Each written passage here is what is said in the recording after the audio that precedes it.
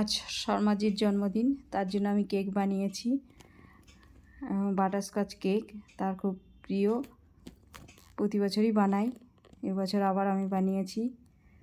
এই যে প্রথমে কেক টিনটাকে রেডি করে নেব, তারপরে 2 কাপ ময়দা নেব আর 1 কাপ চিনিটাকে গুঁড়ো করে নেব। তারপরে এটা চেলে নিলাম।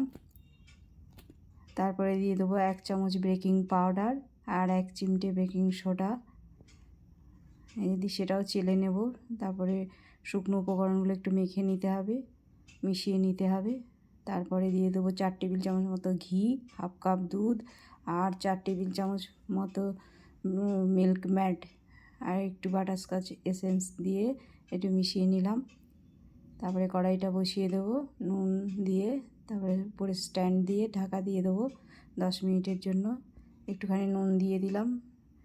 তারপরে শুকনো উপকরণগুলোকে এইভাবে এই যে একটু ব্যাটার তৈরি করে নিতে হবে। কেক টিনের মধ্যে ব্যাটারটা দিয়ে দিলাম, দিয়ে একটু ট্যাপ করে কড়াইয়ের মধ্যে বসিয়ে দেবো। 45 মিনিট লেগেছে কেকটা হতে।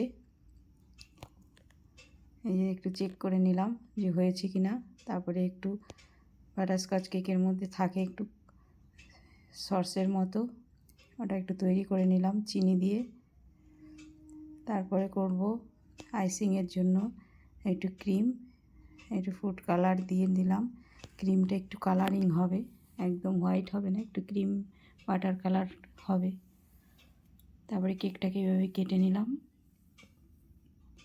কেকটাকে 3 টুকরো করে নিয়েছি। বাটিতে একটু জল দিয়ে চিনি দিলাম আর বাটারস্কচ এসেন্সটা দিয়ে দিলাম, মিশিয়ে নিলাম। তারপরে এই যে এইভাবে একটু ডেকোরেশন করে নিতে হবে। প্রথমে চিনির শিরাটা দিয়ে দিতে হবে। চিনির জলটা ছড়িয়ে দিলে একটু নরম আর সফট হয় কেকটা। এই ঠিক এভাবে একটু সাজিয়ে নিতে হবে। পরপর লেয়ারগুলো পরপর এভাবে একটু ক্রিম দিয়ে তারপরে সাজিয়ে নিয়ে উপর থেকে একটুখানি ক্রিম দিয়ে এই যে একটুখানি ডেকোরেশন করে দিলাম আমি। তারপরে একটুখানি কালারিং করব, লাল দিয়েছি, পিঙ্ক হয়েছে। এবার করব একটুখানি গোলাপ করার চেষ্টা করব, হবে না তাও চেষ্টা করব যেটুকু হয়। এই যে একটা গ্লাস নিয়েছি, তার মধ্যে একটুখানি এই ঘুরিয়ে ঘুরিয়ে একটু গোলাপের শেপ দেওয়ার চেষ্টা করেছি।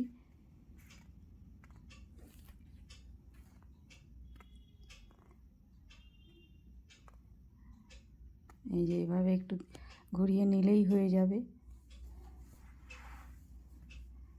বেকারিদের মতো হবে না, তবে একটু যেরকম হয় আমাদের মতনই হবে। এই যে হয়েছে, এরকম 2টো করে নেব।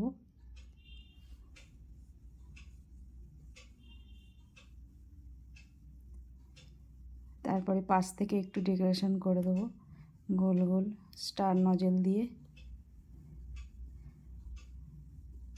উপরেও একটু করে দেবো।